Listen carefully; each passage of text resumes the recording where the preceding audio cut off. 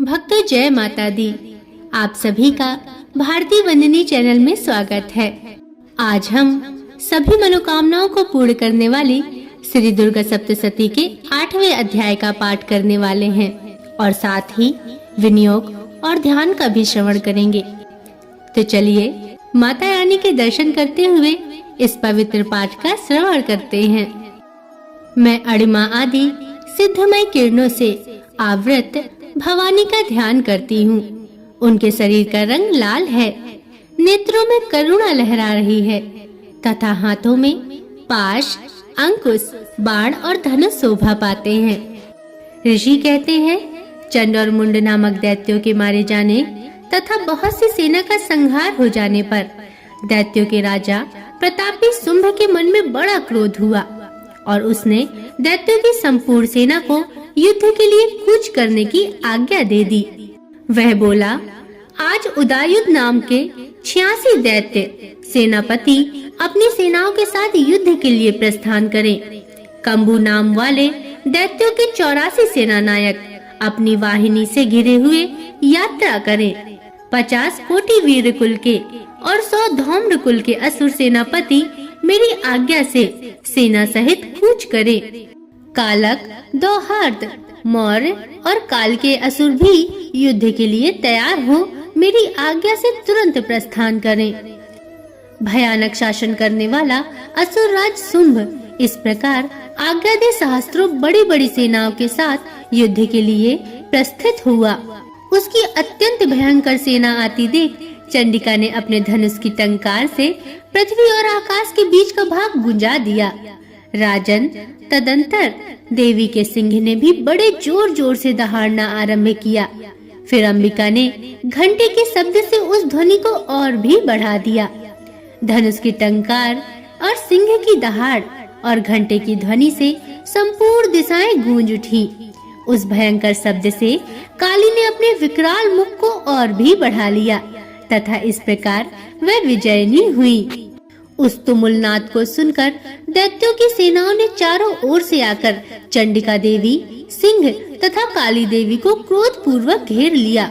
हे राजन, इसी बीच में असुरों के विनाश तथा देवताओं के अभ्युदय के लिए ब्रह्मा, शिव, कार्तिकेय, विष्णु तथा इंद्र आदि देवों की शक्तियां जो अत्यंत पराक्रम और बल से संपन्न थी, उनके शरीर से निकलकर उन्हीं के रूप में चंडिका देवी के पास गई।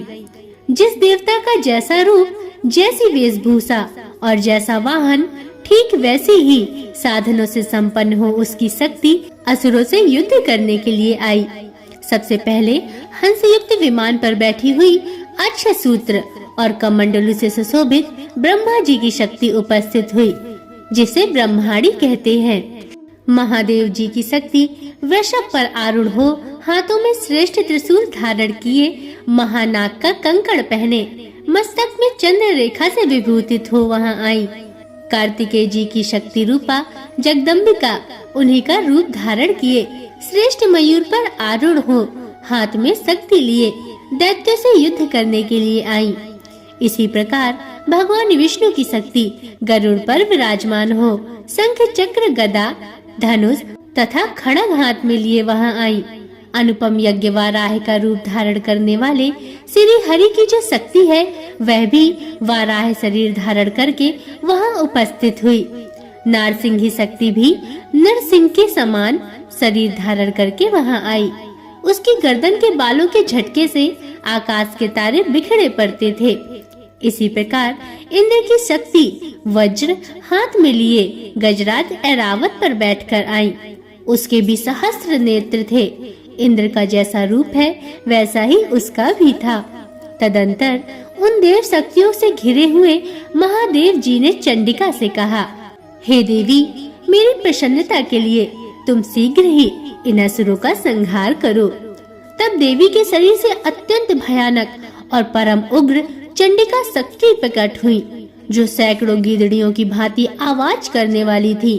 उस अपराजिता देवी ने धूमिल जटा वाले महादेव जी से कहा, हे भगवान, आप शुंभ निशुंभ के पास दूत बनकर जाइए और उन अत्यंत गर्वीले दानव शुंभ और निशुंभ दोनों से कहिए साथ ही उनके अतिरिक्त भी जो दानव युद्ध के लिए यहाँ उपस्थित हों, उनको भी यह संदेश दीजिए। दैत्यो, यदि तुम जीवित रहना चाहते हो तो पाताल को लौट जाओ।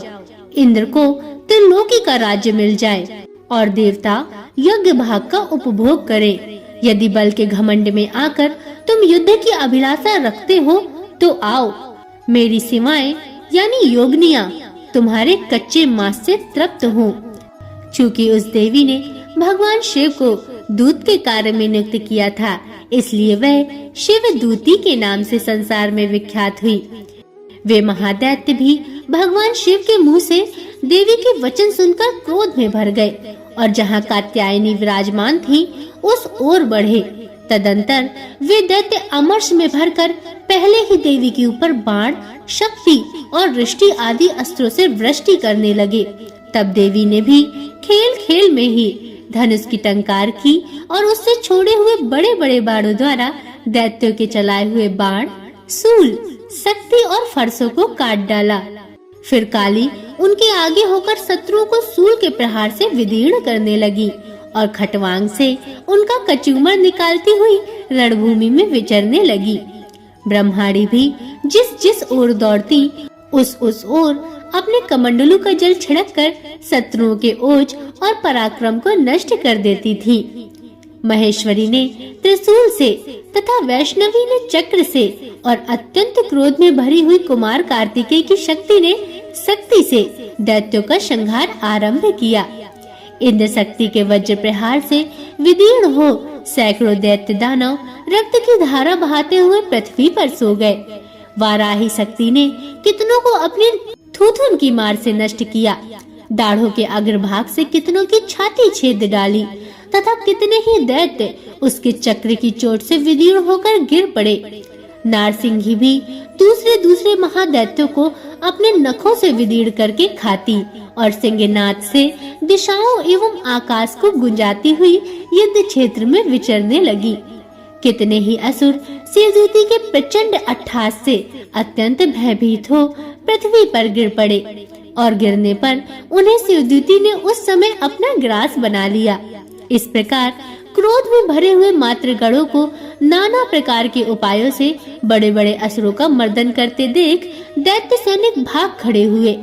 मातृगणों से पीड़ित दैत्यों को युद्ध से भागते देख रक्त बीज नामक महादैत्य क्रोध में भरकर युद्ध करने के लिए आया।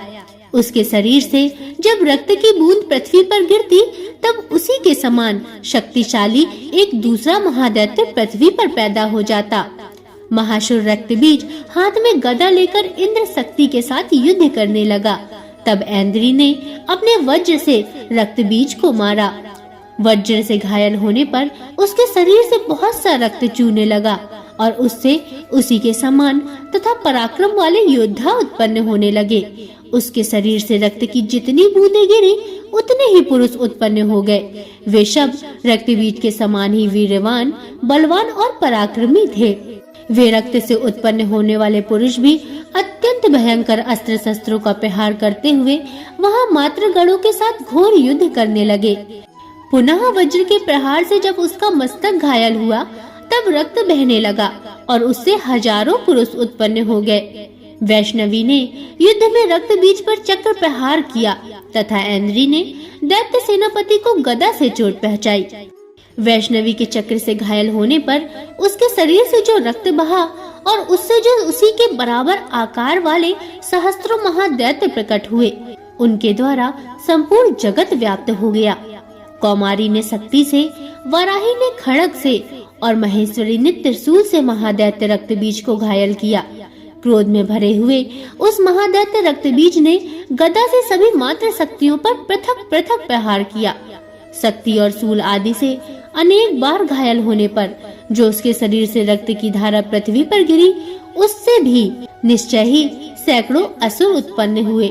इस प्रकार उस महादैत्य रक्त से प्रकट हुए असुरों द्वारा संपूर्ण जगत व्याप्त हो गया।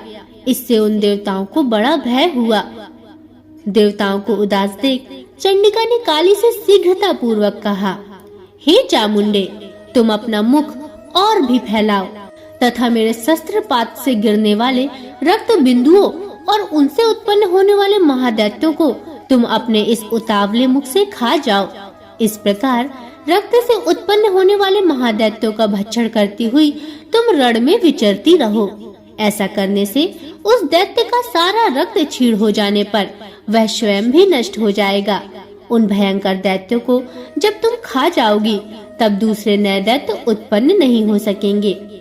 काली से यूं कहकर चंडिका देवी ने सूल से रक्त बीज को मारा और काली ने अपने मुख में उसका रक्त ले लिया।